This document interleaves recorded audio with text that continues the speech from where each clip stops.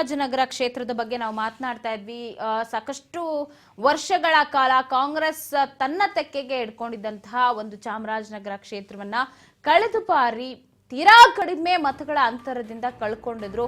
But ಆ ಸೋಲು ಈ ಬಾರಿ ಆಗಬಾರ್ದು ಅಂತ ಮತ್ತೊಮ್ಮೆ ಎಚ್ಚರಿಕೆಯ ಹೆಜ್ಜೆಯನ್ನ ಕಾಂಗ್ರೆಸ್ ನಾಯಕರು ಇಡ್ತಾ ಇರೋದು.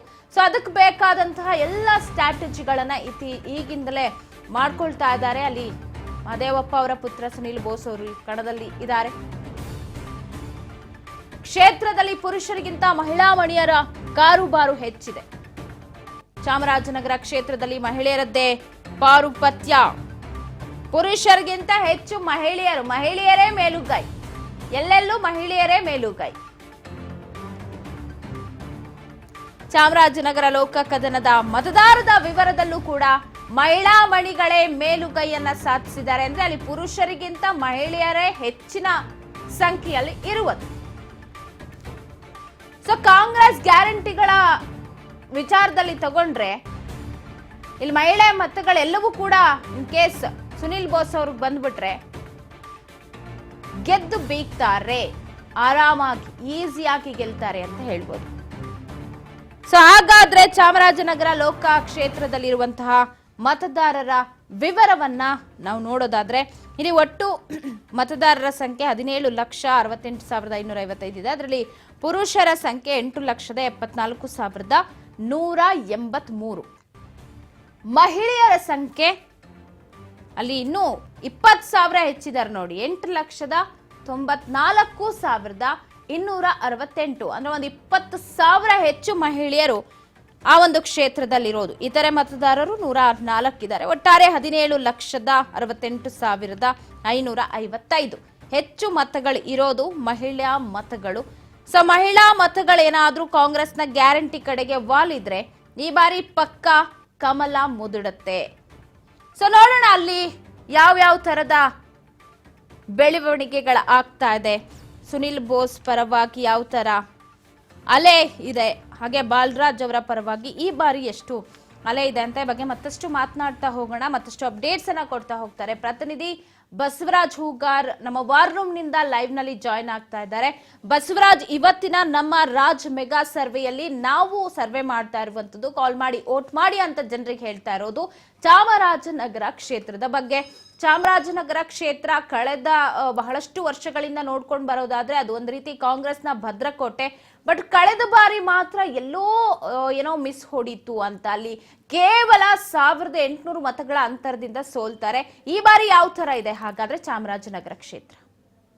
ಪವಿತ್ರ, ಚಾಮರಾಜನಗರ ಲೋಕಸಭಾ ಕ್ಷೇತ್ರದಲ್ಲಿ ಸಾಕಷ್ಟು ಈ ಬಾರಿ ಕಾಂಗ್ರೆಸ್ ಮತ್ತು ಬಿಜೆಪಿ ನಡುವೆ ನೇರ ಹಣಾಹಣಿ ಇದೆ ಅಂತ ಕೂಡ ಹೇಳ್ಬೋದು. ಯಾಕಂತಂದ್ರೆ ಕಳೆದ ಬಾರಿ ಕೆಲವೇ ಮತಗಳ ಅಂತರದಲ್ಲಿ ಕಾಂಗ್ರೆಸ್ ಪಕ್ಷದ ಅಭ್ಯರ್ಥಿಯಾಗಿರ್ತಕ್ಕಂಥ ಧ್ರುವ ನಾರಾಯಣ್ ಅವರು ಸೋತಿದ್ರು. ಅಂದ್ರೆ ಸುಮಾರು 1,817 ಮತಗಳಿಂದಲೂ ಮಾತ್ರ ಅವರು ಸೋತಿದ್ರು. ಆದ್ರೆ ಈ ಬಾರಿ 8 ವಿಧಾನಸಭಾ ಕ್ಷೇತ್ರಗಳಲ್ಲಿ ಆ ಒಂದು ಲೋಕಸಭಾ ಕ್ಷೇತ್ರದ ವ್ಯಾಪ್ತಿಯಲ್ಲಿ ಬರ್ತವೆ. 8 ವಿಧಾನಸಭಾ ಕ್ಷೇತ್ರಗಳಲ್ಲಿ ಕೂಡ ಕಾಂಗ್ರೆಸ್ ಪಕ್ಷದ ನಾಯಕರು ಇರುವಂತದ್ದು, ಅದರಂತೆ ಕಾಂಗ್ರೆಸ್ ಪಕ್ಷಕ್ಕೆ ಬೆಂಬಲ ಸೂಚಿರ್ತಕ್ಕಂಥ ಶಾಸಕರು ಕೂಡ ಇರುವಂತದ್ದು. ಹಾಗಾಗಿ ಬಿಜೆಪಿಗೆ ಎಲ್ಲೋ ಒಂದ್ ಕಡೆ ಈ ಬಾರಿ ಸಾಕಷ್ಟು ಪೈಪೋಟಿ ಕೊಡ್ತಾರ ಅನ್ನುವಂಥದ್ದು ಸಾಕಷ್ಟು ಒಂದ್ ಕಡೆ ಆ ಒಂದು ಲೋಕಸಭಾ ಒಂದು ಕ್ಷೇತ್ರದಲ್ಲಿ ಚರ್ಚೆ ಆಗ್ತಾ ಇದೆ. ಒಂದ್ ಕಡೆ ಬಿಜೆಪಿಯಿಂದ ಬಾಲರಾಜ್ ಅವರು ಕಣಕ್ಕಿಳಿದಿದ್ದಾರೆ. ಕಾಂಗ್ರೆಸ್ ಪಕ್ಷದಿಂದ ಸಚಿವರಾಗಿರ್ತಕ್ಕಂಥ ಎಸ್.ಸಿ. ಮಹದೇವಪ್ಪ ಅವರ ಪುತ್ರ ಸುನಿಲ್ ಬೋಸ್ ಅವರು ಕಣಕ್ಕಿಳಿದಿರುವಂತದ್ದು. ಸಚಿವರಿಗೆ ಒಂದು ಕಣಕ್ಕಿಳಿಬೇಕು ಅನ್ನುವಂಥದ್ದು ಕಾಂಗ್ರೆಸ್ ಪಕ್ಷದ ಹೈಕಮಾಂಡ್ ನಾಯಕರು ಸಾಕಷ್ಟು ಒತ್ತಡವನ್ನ ಹೇರಿದ್ರು. ಆದ್ರೆ ಕೊನೆಯ ಹಂತದಲ್ಲಿ ಎಸ್.ಸಿ. ಮಹದೇವಪ್ಪನವರು ನಾನು ಈ ಒಂದು ಚುನಾವಣೆಗೆ ಸ್ಪರ್ಧೆ ಮಾಡೋದಿಲ್ಲ, ನನ್ನ ಪುತ್ರನಿಗೆ ಟಿಕೆಟ್ ಕೊಡಿ ಅನ್ನುವಂತಹ ಬಿಗಿಪಟ್ಟನ್ನ ಕಾಂಗ್ರೆಸ್ ಪಕ್ಷದ ಹೈಕಮಾಂಡ್ ಮುಂದೆ ಇಟ್ರು. ಅದಾದ ಬಳಿಕ ಕಾಂಗ್ರೆಸ್ ಪಕ್ಷದ ಹೈಕಮಾಂಡ್ ಕೂಡ ಎಸ್.ಸಿ. ಮಹದೇವಪ್ಪನವರ ಏನು ಮನವಿ ಏನಿತ್ತು ಅದಕ್ಕೆ ಪ್ರತಿಕ್ರಿಯಿಸಿ ಅವರು ಸುನಿಲ್ ಬೋಸ್ ಅವರಿಗೆ ಟಿಕೆಟ್ ಕೂಡ ಕೊಟ್ಟಿದ್ದಾರೆ. ಹಾಗಾಗಿ ಈ ಬಾರಿಯ ಒಂದು 2024ರ ಲೋಕಸಭಾ ಚುನಾವಣೆಯ ಈ ಒಂದು ನಿಟ್ಟಿನಲ್ಲಿ ಸುನಿಲ್ ಬೋಸ್ ಅವರು ಸಾಕಷ್ಟು ಪ್ರಯತ್ನ ಮಾಡ್ತಾ ಇದ್ದಾರೆ. ಈಗಾಗಲೇ ಇಡೀ ಕ್ಷೇತ್ರ ವ್ಯಾಪ್ತಿಯಾದ್ಯಂತ ಕೂಡ ಕಾಂಗ್ರೆಸ್ ಪಕ್ಷಕ್ಕೆ ಯಾರು ಬಿಜೆಪಿಯಿಂದ ಬರ್ತಕ್ಕಂಥ ಕಾರ್ಯಕರ್ತರು ಕೂಡ ಸೇರಿಸಿಕೊಳ್ಳುವಂತ ಪ್ರಯತ್ನ ಮಾಡ್ತಾ ಇದ್ದಾರೆ. ಪ್ರಮುಖವಾಗಿ ಈ ಒಂದು ಕ್ಷೇತ್ರದಲ್ಲಿ ಸುಮಾರು ಏನು ಲಿಂಗಾಯತ ಮತ್ತು ಎಸ್.ಸಿ. ಸಮುದಾಯಗಳ ಪ್ರಮುಖ ಒಂದು ನಿರ್ಣಾಯಕ ಮತಗಳು ಇರುವಂತದ್ದು. ಹಾಗಾಗಿ ಎಸ್.ಸಿ. 4 ಲಕ್ಷ ಇದೆ, ಲಿಂಗಾಯತ ಮತಗಳು ಕೂಡ 4 ಲಕ್ಷ ಇರುವಂತದ್ದು. ಹಾಗಾಗಿ ಇವೆರಡೂ ಸಮುದಾಯ ಯಾರ ಪರವಾಗಿ ವಾಲ್ತಾವೋ ಆ ಒಂದು ಪಕ್ಷದ ಅಭ್ಯರ್ಥಿ ಗೆಲುವನ್ನ ಸಾಧಿಸ್ತಾರೆ. ಹಾಗಾಗಿ ಈ ಬಾರಿಯ ಬಾಲರಾಜ್ ಅವರು ಕಣಕ್ಕಿಳಿದಿರುವಂತದ್ದು. ಬಾಲರಾಜ್ ಅವರು ಮಾಜಿ ಶಾಸಕರು ಕೂಡ ಹೌದು. ಸಾಕಷ್ಟು ಕಳೆದ ಬಾರಿಯ ಚುನಾವಣೆಯಲ್ಲಿ ಚಾಮರಾಜನಗರ ವಿಧಾನಸಭಾ ಕ್ಷೇತ್ರದ ಟಿಕೆಟ್ ಬಯಸಿದ್ರು. ಆದ್ರೆ ಸೋಮಣ್ಣ ಅವರು ಕೂಡ ಅಲ್ಲಿ ಸ್ಪರ್ಧೆ ಮಾಡ್ತೇನೆ ಅನ್ನುವಂತ ಕಾರಣಕ್ಕಾಗಿ ಅವರು ಬಿಟ್ ಕೊಟ್ಟಿದ್ರು. ಹಾಗಾಗಿ ಈ ಬಾರಿ ಅವರಿಗೆ ಕೂಡ ಬಿಜೆಪಿ ನಾಯಕರು ಒಂದು ಮನೆ ಹಾಕಿರುವಂತದ್ದು. ಆದ್ರೆ ಇಲ್ಲಿ ಬಿಜೆಪಿ ನಾಯಕರಿಗೆ ಎಲ್ಲ ಒಂದ್ ಕಡೆ ಅಲ್ಲಿ ಇರ್ತಕ್ಕಂತ ಕೆಲವೊಂದಿಷ್ಟು ಬಿಜೆಪಿ ನಾಯಕರು ಅಸಮಾಧಾನ ವ್ಯಕ್ತಪಡಿಸ್ತಾ ಇದ್ದಾರೆ. ಯಾಕಂತಂದ್ರೆ ಶ್ರೀನಿವಾಸ್ ಪ್ರಸಾದ್ ಏನಿದ್ರು ಹಾಲಿ ಸಂಸದರಾಗಿರ್ತಕ್ಕಂಥ ಶ್ರೀನಿವಾಸ್ ಪ್ರಸಾದ್ ಅವರ ಅಳಿಯನ ಮೋಹನ್ ಅವರಿಗೆ ಟಿಕೆಟ್ ಕೊಡಬೇಕಾಗಿತ್ತು ಅನ್ನುವಂಥದ್ದು ಸಾಕಷ್ಟು ಆ ಒಂದು ಜಿಲ್ಲೆಯಲ್ಲಿ ಚರ್ಚೆ ಆಗ್ತಾ ಇತ್ತು. ಆದ್ರೆ ಎಲ್ಲೋ ಒಂದ್ ಕಡೆ ಮೋಹನ್ ಅವರಿಗೆ ಟಿಕೆಟ್ ಬಿಜೆಪಿ ನಾಯಕರು ಕೈ ತಪ್ಪಿಸಿದ್ರು. ಹಾಗಾಗಿ ಅವರು ಕೂಡ ಕಾಂಗ್ರೆಸ್ ಪಕ್ಷಕ್ಕೆ ಸೇರ್ಪಡೆ ಆಗಿದ್ದಾರೆ.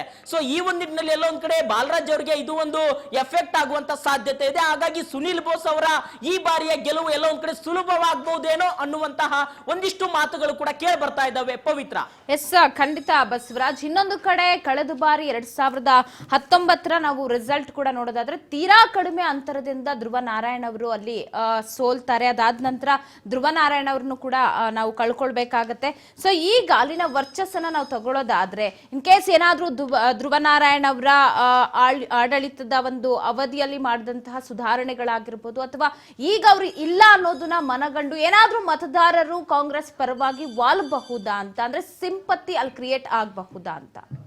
ಪವಿತ್ರ, ಖಂಡಿತವಾಗ್ಲೂ ಕೂಡ ಧ್ರುವ ನಾರಾಯಣ್ ಅವರು ಸಾಕಷ್ಟು ಒಂದ್ ಕಡೆ ಅಲ್ಲಿ ಪ್ರಭಾವ ಬೀರಿರ್ತಕ್ಕಂಥ ನಾಯಕ ಅಂತ ಕೂಡ ಹೇಳ್ಬೋದು. ಯಾಕಂತಂದ್ರೆ ಆ ಒಂದು ಭಾಗದಲ್ಲಿ ಸಾಕಷ್ಟು ಒಂದ್ ಕಡೆ ಕೋವಿಡ್ ಸಂದರ್ಭದಲ್ಲಿ ಕೂಡ ಸಾಕಷ್ಟು ಸಹಾಯನ ಮಾಡಿರ್ತಕ್ಕಂಥ ವ್ಯಕ್ತಿ ಅನ್ನುವಂಥದ್ದು ಆ ಜಿಲ್ಲೆಯಲ್ಲಿ ಜನರ ಮಾತಾಗಿರುವಂಥದ್ದು.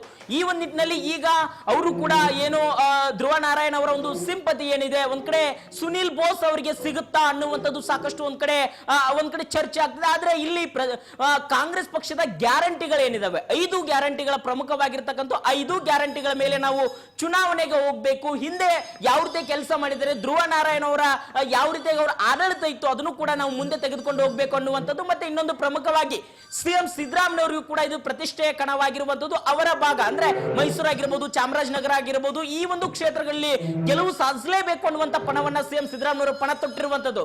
ಈ ಒಂದು ನಿಟ್ಟಿನಲ್ಲಿ ಅವರು ಕೂಡ ಸಾಕಷ್ಟು ಪ್ರಚಾರದ ಅಖಾಡಕ್ಕೆ ಇಳಿದ್ದಾರೆ. ಮೊನ್ನೆ ತಾನೇ ವರುಣಾದಲ್ಲಿ ಹೋಗಿ ಕೂಡ ಈ ಬಾರಿ ಚಾಮರಾಜನಗರ ಅಭ್ಯರ್ಥಿಯನ್ನ ಗೆಲ್ಲಿಸಬೇಕು, 60,000 ಮತಗಳ ಅಂತರದಲ್ಲಿ ಏನು ಒಂದ್ ರೀತಿಯಲ್ಲಿ ಲೀಡ್ ಅನ್ನ ನನಗೆ ಕೊಟ್ಟಿದ್ರು, ಅದೇ ರೀತಿಯಾಗಿರ್ತಕ್ಕಂಥ ಒಂದು ಲೀಡ್ ಅನ್ನ ನೀವು ಕೊಡಬೇಕು ಈ ಒಂದು ಲೋಕಸಭೆ ಚುನಾವಣೆ ಅನ್ನುವಂತಹ ಒಂದಿಷ್ಟು ಘೋಷಣೆಗಳನ್ನ ಕೂಡ ಸಿಎಂ ಸಿದ್ದರಾಮಯ್ಯ ಕೊಟ್ಟಿರುವಂತದ್ದು. ಹಾಗಾಗಿ ಒಂದ್ ಕಡೆ ಧ್ರುವ ನಾರಾಯಣ್ ಅವರ ಸಿಂಪತಿ ನೀವು ಹೇಳಿದಾಗೆ ಅದೊಂದಾಗಿರ್ಬೋದು. ಇನ್ನೊಂದು ಗ್ಯಾರಂಟಿಗಳ ಭರಾಟೆ, ಮತ್ತೆ ಅವರ ತಂದೆ ಎಸ್.ಸಿ. ಮಾದೇವಪ್ಪನವರು ಸಚಿವರಾಗಿ ಕಾರ್ಯವನ್ನ ನಿರ್ವಹಿಸ್ತಾ ಇದ್ದಾರೆ. ಆ ಸಮುದಾಯದ ಮೇಲೆ ಹಿಡಿತದಲ್ಲಿ ಇಟ್ಕೊಳ್ತಾ ಇದ್ದಾರೆ. ಒಂದ್ ಕಡೆ ಎಸ್.ಸಿ. ಸಮುದಾಯದಲ್ಲಿ ಪ್ರಮುಖವಾಗಿರ್ತಕ್ಕಂಥದ್ದು ಆ ಎಸ್.ಸಿ. ಸಮುದಾಯ ಆಗಿರ್ಬೋದು, ಮುಸ್ಲಿಂ, ಉಪ್ಪಾರ, ಈ ಸಮುದಾಯಗಳನ್ನ ಸೆಳೆಯುವಂತ ಪ್ರಯತ್ನಕ್ಕೆ ಕಾಂಗ್ರೆಸ್ ಪಕ್ಷದ ನಾಯಕರು ಮುಂದಾಗ್ತಾ ಇದ್ದಾರೆ. ಡಿ.ಸಿ.ಎಂ. ಡಿ.ಕೆ. ಶಿವಕುಮಾರ್, ಸಿಎಂ ಸಿದ್ದರಾಮಯ್ಯ ಇಬ್ರು ನಾಯಕರು ಕೂಡ ಕ್ಷೇತ್ರದ ವ್ಯಾಪ್ತಿಯತ್ತ ಪ್ರಚಾರದ ಭರಾಟೆಯನ್ನು ಕೈಗೊಂಡು ಸುನಿಲ್ ಬೋಸ್ ಅವರನ್ನ ಗೆಲುವು ಸಾಧಿಸಲೇಬೇಕು. ಈ ಬಾರಿ 8 ವಿಧಾನಸಭಾ ಕ್ಷೇತ್ರದಲ್ಲಿ ಕಾಂಗ್ರೆಸ್ ಪಕ್ಷದ ನಾಯಕರು ಇರುವಂತದ್ದು. ಹಾಗಾಗಿ ಈ ಬಾರಿಯ ಒಂದು ಲೋಕಸಭಾ ಚುನಾವಣೆಯಲ್ಲಿ ಕಾಂಗ್ರೆಸ್ ಪಕ್ಷದ ಅಭ್ಯರ್ಥಿಯನ್ನ ಗೆಲುವು ಸಾಧಿಸಲೇಬೇಕು ಅನ್ನುವಂತ ಪಣವನ್ನು ಕೂಡ ಕಾಂಗ್ರೆಸ್ ಪಕ್ಷದ ನಾಯಕರು ತೊಟ್ಟಿರುವಂತದ್ದು. ಪವಿತ್ರ. ಎಸ್, ಖಂಡಿತ ಬಸವರಾಜ್. ನೀವು ಹೇಳ್ದಂಗೆ ಕಾಂಗ್ರೆಸ್ನ ಗ್ಯಾರಂಟಿ ವಿಚಾರ ಅಂತ ನಾವು ತಗೊಳ್ಳೋದಾದ್ರೆ ಇಲ್ಲಿ ಒಟ್ಟು ಇರುವಂತಹ ಮತದಾರರು ಬಸವರಾಜ್ 17,68,555 ಅಂತಾದ್ರು ಅಲ್ಲಿ ಹೆಚ್ಚು ಮತಗಳು ಮಹಿಳೆಯರದೇ ಇದೆ. ಪುರುಷರಿಗಿಂತ 20,000 ಮತಗಳ ಅಂತರದಲ್ಲಿ ಮಹಿಳೆಯರ ಮತಗಳು ಅಲ್ಲಿ ಹೆಚ್ಚಿದೆ ಅಂತ ಹೇಳ್ಬೋದು. ಈಗ ಕಾಂಗ್ರೆಸ್ ಕೊಟ್ಟಂತಹ ಗ್ಯಾರಂಟಿಗಳಲ್ಲಿ ಹೆಚ್ಚಾಗಿ ಉಪಯೋಗ ಆಗ್ತಾ ಇರೋದೇ ಗೃಹಲಕ್ಷ್ಮಿ, ಶಕ್ತಿ ಯೋಜನೆಗಳು ಅಂತ ತಗೊಂಡ್ರೆ ಅದರಲ್ಲಿ ಹೆಣ್ಮಕ್ಳೇ ಹೆಚ್ಚಾಗಿ ಉಪಯೋಗಿಸ್ಕೊಳ್ತಾ ಇರೋದು. ಜೊತೆಗೆ ಗ್ಯಾರಂಟಿಗಳಿಗೆ ಓಲೈಕೆ ಆಗಿರೋದು ಕೂಡ ಮಹಿಳಾ ಮಣಿಗಳೇ ಆಗಿರೋದ್ರಿಂದ ಈ ಬಾರಿ ಮಹಿಳೆಯರ ಅತ್ಯಧಿಕ ವೋಟ್ಗಳು ಕಾಂಗ್ರೆಸ್ ಪರವಾಗಿ ಖಡಾಖಂಡಿತ ಬರುತ್ತೆ ಅಂತ. ಖಂಡಿತವಾಗ್ಲೂ ಪವಿತ್ರ, ಮಹಿಳಾ ಮತದಾರರನ್ನು ಸೆಳೆಯುವಂತ ಪ್ರಯತ್ನವನ್ನು ಕಳೆದ ವಿಧಾನಸಭೆ ಚುನಾವಣೆಯಲ್ಲಿ ಕೂಡ ಕಾಂಗ್ರೆಸ್ ಪಕ್ಷದ ನಾಯಕರು 5 ಗ್ಯಾರಂಟಿಗಳನ್ನೇನು ಘೋಷಣೆ ಮಾಡಿದ್ರು ಆ ಘೋಷಣೆ ಮಾಡಿದಂತೆ ಅವನುಗಳು ಕೂಡ ಈಗಾಗಲೇ ಈಡೇರಿಸಿದ್ದಾರೆ.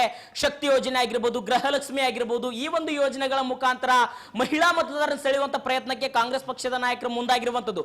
ಈ ಒಂದು ಚುನಾವಣೆಯಲ್ಲೂ ಕೂಡ ಅಂದ್ರೆ ಕೇಂದ್ರದಿಂದ ಒಂದು ಪ್ರಣಾಳಿಕೆಯಲ್ಲಿ ಬಿಡುಗಡೆ ಮಾಡಿರುವಂತದ್ದು. ಈಗಾಗಲೇ ಬಡ ಕುಟುಂಬದ ಮಹಿಳೆಗೆ 1 ಲಕ್ಷ ರೂಪಾಯಿ ಹಣವನ್ನ ಕೊಡ್ತೇವೆ ಅನ್ನುವಂಥದ್ದು ಘೋಷಣೆ ಮಾಡಿದ್ದಾರೆ.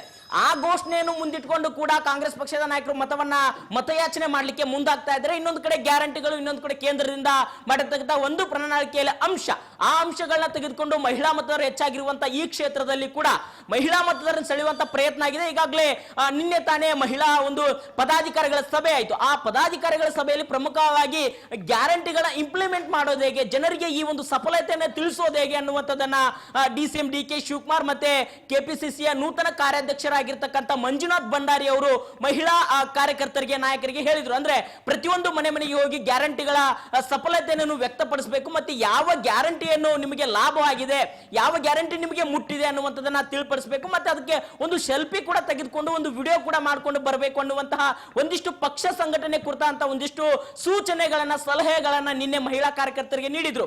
ಈ ರೀತಿಯಾಗಿರ್ತಕ್ಕಂಥ ಪಕ್ಷ ಸಂಘಟನೆ ಮುಂದಾಗಬೇಕು ಅನ್ನುವಂಥದ್ದು ಕಾಂಗ್ರೆಸ್ ಪಕ್ಷದ ನಾಯಕರು ಸಭೆಗಳ ಮೇಲೆ ಸಭೆ ಮಾಡ್ತಾ ಇದ್ದಾರೆ. ಹಾಗಾಗಿ ಇವೆಲ್ಲವನ್ನು ನೋಡ್ತಾ ಹೋದ್ರೆ ಗ್ಯಾರಂಟಿಗಳ ಮುಖಾಂತರ ಈ ಒಂದು ಚುನಾವಣೆ ಗೆಲುವನ್ನು ಸಾಧಿಸಬೇಕು ಅನ್ನುವಂತ ನಿಟ್ಟಿನಲ್ಲಿ ಕೈ ನಾಯಕರು ಮುಂದಾಗ್ತಾ ಇದ್ದಾರೆ. ಆದ್ರೆ ಬಿಜೆಪಿ ಇದಕ್ಕೆ ತಕ್ಕ ಪ್ರತಿಕ್ರಿಯೆಯಾಗಿ ಗ್ಯಾರಂಟಿಗಳು ಸಫಲತೆ ಕಾಣ್ತಾ ಇಲ್ಲ, ಗ್ಯಾರಂಟಿಗಳು ಈಡೇರ್ತಾ ಇಲ್ಲ, ಗ್ಯಾರಂಟಿಗಳು ಇಂಪ್ಲಿಮೆಂಟ್ ಆಗ್ತಾ ಇಲ್ಲ ಅನ್ನುವಂಥದ್ದನ್ನ ಮುಂದಿಟ್ಕೊಂಡು ಪ್ರಧಾನಿ ನರೇಂದ್ರ ಮೋದಿ ಅವರ ಒಂದು ಪ್ರಭಾವದಿಂದ ಈ ಬಾರಿಯ ಚುನಾವಣೆ ಗೆಲ್ಲಬೇಕು ಅನ್ನುವಂತಹ ಲೆಕ್ಕಾಚಾರದಲ್ಲಿ ಬಿಜೆಪಿ ನಾಯಕರು ಇರುವಂತದ್ದು. ಒಂದ್ ಕಡೆ ಬಿಜೆಪಿ ಮತ್ತು ಕಾಂಗ್ರೆಸ್ ಎರಡು ನೇರ ಹಣಾಹಣಿ ಫೈಟ್ ಈ ಬಾರಿ ಉಂಟಾಗಲಿದೆ. ಪವಿತ್ರ.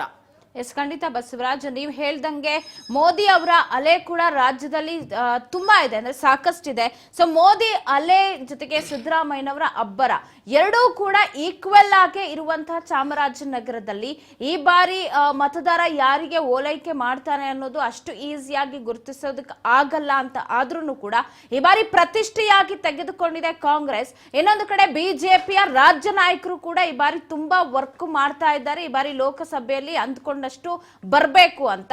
ಸೊ ಹಾಗಾಗಿ ಇಲ್ಲಿ ಯಾವ ತರ ಇಬ್ಬರ ನಡುವೆ ಫೈಟ್ ಆಗತ್ತೆ ಸಿದ್ದರಾಮಯ್ಯ ವರ್ಸಸ್ ಬಿಜೆಪಿ ನಾಯಕರು ಅಂತ ತಗೊಂಡ್ರೆ? ಪವಿತ್ರ, ಇಲ್ಲಿ ಪ್ರಮುಖವಾಗಿ ಕಾಂಗ್ರೆಸ್ ಪಕ್ಷದಿಂದ ಸ್ಟಾರ್ ಪ್ರಚಾರಕರಾಗಿ CM Siddaramaiah, CM D K. Shivakumar ಇವರು ಕೂಡ ಕಣಕ್ಕಿಳಿಯಲಿದ್ದಾರೆ. ಈಗಾಗಲೇ ಇವತ್ತು ಕುರುಡು ಮಲೆಯಿಂದ ವಿಶೇಷವಾಗಿ ಗಣೇಶನಿಗೆ ವಿಶೇಷ ಪೂಜೆ ಸಲ್ಲಿಸಿ ಇವತ್ತು ಚುನಾವಣಾ ಪ್ರಚಾರಕ್ಕೆ ಅಖಾಡಕ್ಕೆ ಇಳಿತಾ ಇದ್ದಾರೆ. ಒಂದ್ ಕಡೆ ಸಿಎಂ ಸಿದ್ದರಾಮಯ್ಯ ಅವರ ಪ್ರಭಾವ ಕೂಡ ಹೆಚ್ಚಾಗಿರುವಂತದ್ದು, ಅದರಂತೆ ಪ್ರಧಾನಿ ನರೇಂದ್ರ ಮೋದಿ ಅವರ ಅಲೆಯಲ್ಲೂ ಕೂಡ ಬಿಜೆಪಿ ನಾಯಕರು ಮುಂದಾಗ್ತಾ ಇದ್ದಾರೆ. ಈ ಒಂದು ನಿಟ್ಟಿನಲ್ಲಿ ಒಂದ್ ಕಡೆ ಲಿಂಗಾಯತ ಮತಗಳ ಕ್ರೋಢೀಕರಿಸಬೇಕು ಅನ್ನುವಂತ ನಿಟ್ಟಿನಲ್ಲಿ ಸ್ವತಃ ಬಿ.ಎಸ್. ಯಡಿಯೂರಪ್ಪನವರು ಕೂಡ ಕಣಕ್ಕಿಳಿಯಲಿದ್ದಾರೆ. ಇಡೀ ಲಿಂಗಾಯತ ಸಮುದಾಯವನ್ನು ಒಗ್ಗೂಡಿಸಬೇಕು, ಲಿಂಗಾಯತ ಸಮುದಾಯದ ಮತವನ್ನ ತೆಗೆದುಕೊಳ್ಬೇಕು. ಯಾಕಂತಂದ್ರೆ ಈ ಬಾರಿ ಬಿಜೆಪಿಯ ಸಾರಥ್ಯವನ್ನು ವಹಿಸಿಕೊಂಡಿರ್ತಕ್ಕಂಥದ್ದು ವಿಜಯೇಂದ್ರ ಅವರು. ಹಾಗಾಗಿ ಪುತ್ರನ ಭವಿಷ್ಯ ಮುಂದೆ ಚೆನ್ನಾಗಿರ್ಬೇಕು ಅಂದ್ರೆ ಈ ಬಾರಿಯ ಲೋಕಸಭಾ ಚುನಾವಣೆಯಲ್ಲಿ ಹೆಚ್ಚಿನ ಮತವನ್ನ ಗಳಿಸಬೇಕು, ಹೆಚ್ಚಿನ ಕ್ಷೇತ್ರಗಳನ್ನ ಗೆಲ್ಲಬೇಕು, ಕನಿಷ್ಠ 28ಕ್ಕೂ ಕ್ಷೇತ್ರಗಳನ್ನು ಕೂಡ ನಾವು ಗೆಲ್ಲಬೇಕು ಅನ್ನುವಂತ ಪಣವನ್ನ ಬಿಜೆಪಿಯ ನಾಯಕರಾಗಿರ್ತಕ್ಕಂಥ ಯಡಿಯೂರಪ್ಪನವರು ಪಣ ತೊಟ್ಟಿರುವಂತದ್ದು. ಹಾಗಾಗಿ ಪ್ರಧಾನಿ ನರೇಂದ್ರ ಮೋದಿ ಅವರು ಕೂಡ ರಾಜ್ಯಕ್ಕೆ ಕರೆಸುವಂತ ಪ್ರಯತ್ನ, ಇನ್ನೊಂದು ಕಡೆ ಅಮಿತ್ ಶಾ ಅವರು ಕೂಡ ಈಗಾಗಲೇ ಚನ್ನಪಟ್ಟಣದಲ್ಲಿ ದೊಡ್ಡ ಮಟ್ಟದ ಪ್ರಚಾರ ಮಾಡಿದ್ದಾರೆ. ಸೊ ಹಾಗಾಗಿ ಬಿಜೆಪಿ ನಾಯಕರು ಈ ರೀತಿಯಾಗಿರ್ತಕ್ಕಂಥ ಕೆಲವೊಂದಿಷ್ಟು ಕೇಂದ್ರದ ಯೋಜನೆಗಳನ್ನ ತೆಗೆದುಕೊಂಡು ಬಿಜೆಪಿ ನಾಯಕರು ಮತವನ್ನ ತೆಗೆದುಕೊಳ್ಳಿಕ್ಕೆ ಪ್ರಯತ್ನ ಮಾಡ್ತಾ ಇದ್ದಾರೆ. ಇನ್ನೊಂದು ಕಡೆ ಕಾಂಗ್ರೆಸ್ ಪಕ್ಷದ ನಾಯಕರು ಬಿಜೆಪಿ ನಾಯಕರಿಂದ ನಾವೇನು ಹೊರತಾಗಿಲ್ಲ ಅನ್ನುವಂಥದ್ದು ನೋಡ್ಕೊಂಡು ಒಂದ್ ಕಡೆ ಗ್ಯಾರಂಟಿಗಳ ಮುಖಾಂತರ ನಾವು ಮಹಿಳಾ ಮತದಾರ ಆಗಿರಬಹುದು, ಒಂದ್ ರೀತಿಯಲ್ಲಿ ಬಡ ಜನರಿಗೆ ಅಂದ್ರೆ ಸಾಮಾನ್ಯ ವರ್ಗದ ಜನರಿಗೆ ಕೂಡ ನಾವು ಸರ್ಕಾರದ ಯೋಜನೆಗಳನ್ನ ಮುಟ್ಟಿಸುವಲ್ಲಿ ಸಫಲತೆ ಕಂಡಿದ್ದೇವೆ ಅನ್ನುವಂಥದ್ದನ್ನ ಮುಂದಿಟ್ಕೊಂಡು, ಇನ್ನೊಂದು ಕಡೆ ಕೇಂದ್ರದ ಒಂದು ರಾಜ್ಯದಲ್ಲಿ ಬರಗಾಲ ಪರಿಸ್ಥಿತಿ ಇದ್ರೂ ಕೂಡ ರಾಜ್ಯಕ್ಕೆ ಒಂದು ಬಿಡಿಗಾಸು ಕೂಡ ಹಣವನ್ನ ಬಿಡುಗಡೆ ಮಾಡಿಲ್ಲ ಅನ್ನುವಂಥದ್ದನ್ನ ಮುಂದಿಟ್ಕೊಂಡು ಅವರು ಕೂಡ ಹೋಗುವಂತ ಪ್ರಯತ್ನ. ಇನ್ನೊಂದು ಕಡೆ ಮೇಕೆದಾಟು ಯೋಜನೆಗೆ ಅನುಮತಿ ಕೊಡ್ತಾ ಇಲ್ಲ, ಮಹದಾಯಿ ಯೋಜನೆಗೆ ಅನುಮತಿ ಕೊಡ್ತಾ ಇಲ್ಲ ಅನ್ನುವಂತ ಒಂದಿಷ್ಟು ಕೇಂದ್ರ ಸರ್ಕಾರದ ಧೋರಣೆಗಳನ್ನ ಮಲತಾಯಿ ಧೋರಣೆ ಅನ್ನುವಂಥದ್ದನ್ನ ಮುಂದಿಟ್ಕೊಂಡು ಹೋಗ್ಬೇಕು ಅನ್ನುವಂತ ಲೆಕ್ಕಾಚಾರದಲ್ಲಿ ಕೂಡ ಇರುವಂತದ್ದು. ಹಾಗಾಗಿ ಈ ಬಾರಿಯ ಚಾಮರಾಜನಗರ ಲೋಕಸಭಾ ಕ್ಷೇತ್ರದಲ್ಲಿ ಬಿಜೆಪಿ ನಾಯಕರಿಗೆ ಕಾರ್ಯಕರ್ತರ ಅಸಮಾಧಾನ ಮತ್ತೆ ಅಭ್ಯರ್ಥಿಗಳ ಅಸಮಾಧಾನ ಏನಾದ್ರೂ ತೋರ್ಪಡಿಸುತ್ತಾ ಅಥವಾ ಕಾಂಗ್ರೆಸ್ ಪಕ್ಷದ ನಾಯಕರಿಗೆ ಗ್ಯಾರಂಟಿಗಳು ಕೈ ಹಿಡಿತಾವ ಅನ್ನುವಂಥದ್ದನ್ನ ಕಾದ್ ನೋಡಬೇಕಾಗಿದೆ. ಪವಿತ್ರ. ಓಕೆ, ಥ್ಯಾಂಕ್ ಯು ಬಸವರಾಜ್ ಮಾಹಿತಿಗಾಗಿ. ಒಟ್ಟಾರೆ ನಾನು ಹೇಳ್ದಂಗೆ 1962ರಿಂದಲೂ ಕೂಡ ಕಾಂಗ್ರೆಸ್ ತನ್ನ ಆಳ್ವಿಕೆಯನ್ನ ನಡೆಸ್ಕೊಂಡ್ ಬರ್ತಾ ಇತ್ತು. ಏನು ಕಳೆದ ಬಾರಿ ಶ್ರೀನಿವಾಸ್ ಪ್ರಸಾದ್ ಅವರು ಗೆದ್ದಿದ್ರು, ಅವ್ರು ಹಿಂದೆ ಕಾಂಗ್ರೆಸ್ ನಲ್ಲೇ ಇದ್ದವರು, ಕಾಂಗ್ರೆಸ್ ನಿಂದ ಜೆಡಿಎಸ್ ಬಂದ್ರು, ಜೆಡಿಎಸ್ ನಲ್ಲೂ ಕೂಡ ಗೆಲುವನ್ನ ಸಾಧಿಸಿದ್ರು, ಅಲ್ಲಿಂದ ಬಿಜೆಪಿಗೆ ಬಂದ್ರು, ಅಲ್ಲೂ ಕೂಡ ಗೆಲುವನ್ನ ಸಾಧಿಸಿದ್ರು. ಅಂದ್ರೆ ಅವರು ಹಿಂದೆ ಮಾಡ್ಕೊಂಡು ಬಂದಂತಹ ರಾಜಕೀಯ ಅವ್ರ ಕೈ ಹಿಡಿತು ಅಂತ ಹೇಳ್ಬೋದು. ಬಟ್ ಈ ಬಾರಿ ಯಾವ ತರ ಇದೆ ಅಲೆ? ಕಾಂಗ್ರೆಸ್ನ ಗ್ಯಾರಂಟಿ ರಾಜ್ಯದ ಮೇಲೆ ಹೆಚ್ಚಿನ ಪ್ರಭಾವವನ್ನ ಬೀರಿದೆ. ನೋಡೋಣ ಈ ಒಂದು ವರ್ಷದಲ್ಲಿ ಯಾವ ರೀತಿ ಬದಲಾವಣೆ ಚಾಮರಾಜನಗರದಲ್ಲಿ ಆಗತ್ತೆ ಅಂತ. ನೀವು ಕೂಡ ಸಂಜೆವರೆಗೂ ಕಾಲ್ ಮಾಡಿ ವೋಟ್ ಮಾಡಬಹುದು. ಚಾಮರಾಜನಗರದ MP ಯಾರು ಅನ್ನೋದು